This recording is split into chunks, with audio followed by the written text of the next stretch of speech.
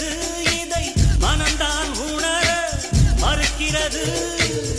கையில் கொஞ்சம் காசு இருந்தால் நீதான் அதற்கு எஜமானன். கழுத்து வரைக்கும் காசு இருந்தால் அதுதான் உனக்கு எஜமானன். வாழ்வின் அர்த்தம் புரிந்துவிடு, வாழ்க்கையை வாரி குடித்துவிடு. ஒரு